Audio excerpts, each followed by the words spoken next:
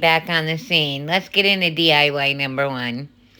Of course, fall is here.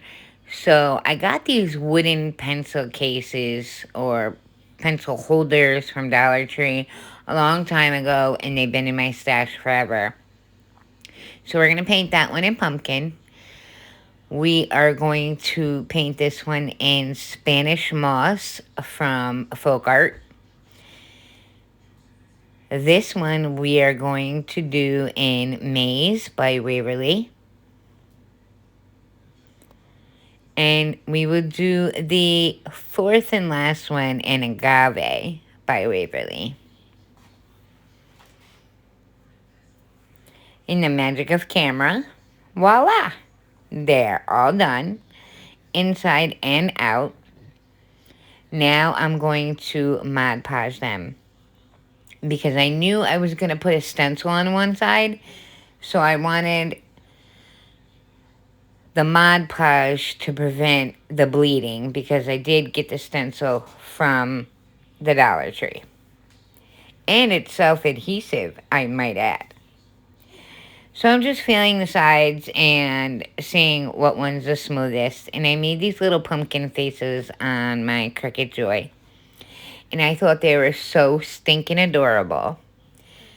So what I'm going to do is I'm going to apply the faces, obviously, to one side. We're going to center them and put them on and spruce them up a little bit, make them look cute. So while we have a little bit of lag time here, I know I said I was going to be more consistent with my DIY videos, and I do have footage. Unfortunately, after that last hurricane in upstate New York, the hurricane wasn't in upstate New York. So I have these little twigs that you get from the Dollar Tree. I'm going to use those as a stem. We got the tail end of it in upstate New York, and my craft room flooded. Here are the stencils I was telling you about. Self-adhesive, Dollar Tree, you're stepping it up. So I cut them out, and oh, lordy, lordy, these things stuck to themselves. I could not get them on. I had to throw a couple of them away. I'm just going to stick to making my own stencils from now on. I'm going to do the stencils in ink chalk paint by Waverly and this little sponge brush. Remember, less is more when it comes to stenciling. The less paint you have on your brush, the better. You get less bleeding and things of that nature. Okay, this one came out pretty cute. Not a lot of bleeding. All I had to do was take a little tiny small brush and connect the letters where the gaps from the stencil left behind. So that's what I'm going to do here. So my craft room flooded downstairs, and it was a nightmare. So I'm just finally bouncing back from that after the restoration company came and basically tore my downstairs apart, ripped flooring up, and it was a nightmare. I don't wish that on anybody. And not only did it happen once, it happened twice. Like, within 30 days. So, yeah. Now we're dealing with the roof leaking. Being a homeowner, it's just lovely, isn't it? So, I'm very carefully applying these stencils here because they're so thin and so dainty that, if you blow too hard, it's going to stick to itself. This one didn't come out bad at all either. Fall is proof that change is beautiful. I like that. So I'm just connecting where the stencil left gaps. Now, this is where I had the problem. Because on the side that I did the stencil, it was very, very bumpy. It wasn't smooth. There was tremendous bleeding.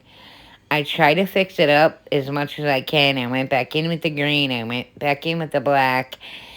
And it is what it is at this point. So,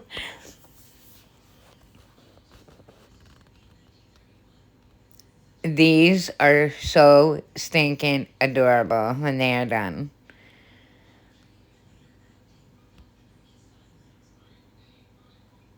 Now, see how I even tried, like, pulling a piece off and sticking it and going slow, and I had to throw that one right in the garbage.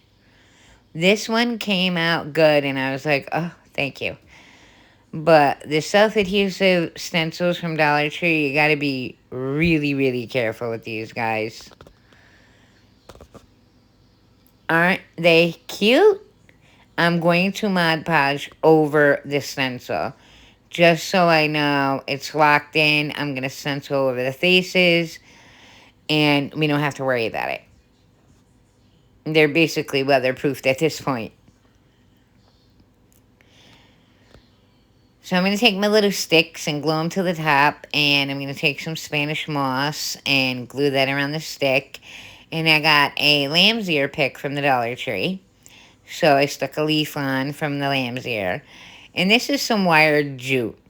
And I wanted to show you guys what happened to me. So I wrap it around my paintbrush like I always do to make my little curly cues for my pumpkins.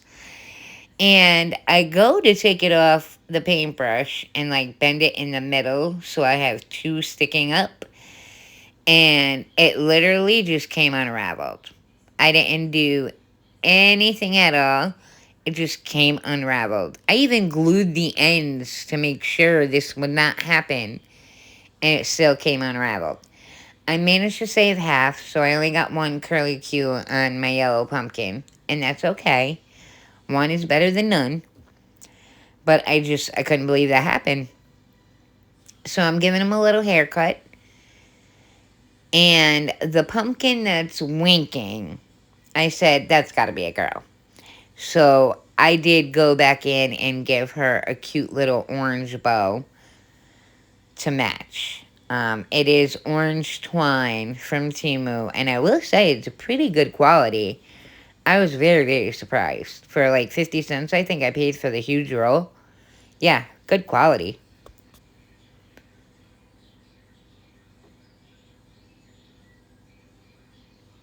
And they are done. Look at how stinking cute these are, guys. You can set them anywhere. In your windowsill, on a shelf, on a tiered tray, on your coffee table, on your end table, on your kitchen table. You can fit these anywhere. And they're reversible. You can have a pumpkin face one day and a cute full saying the next. That's what I like about it. You can even go as far as putting like scrapbook paper on the sides if you want to. And have it four-sided. DIY number 2. So we've all seen these Monogram pumpkins at the Dollar Tree. They've been around for a few years now. So I'm basically just going to take off the bows and all the glue. Make sure, I can't stress enough, make sure you get all the glue off. Because if you paint over them and you don't get all the glue off, you're going to be able to see it underneath the paint. So I'm going to take this ink chalk paint by Waverly, and I am going to paint all 3 pumpkins. Voila. Done. I wish it was that easy. Now I'm going to take Snow White, and I'm just going to dip my brush in it, and I'm going to run it around the edges of the pumpkin. All edges. And it's going to look, I love the black and white look. I really do. Usually I do white, and I do this with the black. But I reversed it. Just to see how it would come out. And I'm in love with it. I'm going to do more of these, actually. And I did have in my stash, believe it or not, I had that jute ribbon that was originally on these pumpkins. The bows. That's jute ribbon. So I got a roll of that from Temu a while ago. And I found it. So I just basically laid them out and seen how I liked them together. And I glued them together. And I make new jute bows. And I glue them to the top. And that is it for this DIY. Quick, cheap, low budget, high-end looking. I couldn't ask for a better DIY. Honestly. And you don't have to have 3 pumpkins. You can have 2 pumpkins. You can have 2 fat ones or a fat one and a tall one. You know, it's your call. Whatever you like. This is your style, your house, your home decor. Make it how you want it. Maybe your walls are pastel yellow. Then do pastel yellow pumpkins. I cannot get over this. This is gorge. I have it sitting on my entertainment center in my living room. So there's all 4 of our pumpkins. And I just did one saying and 3 faces, or 3 faces and one saying. You can switch it up. And isn't that gorgeous? I'm in love with this. And it's so simple. Guys, don't forget to subscribe, like, comment, share, all the things.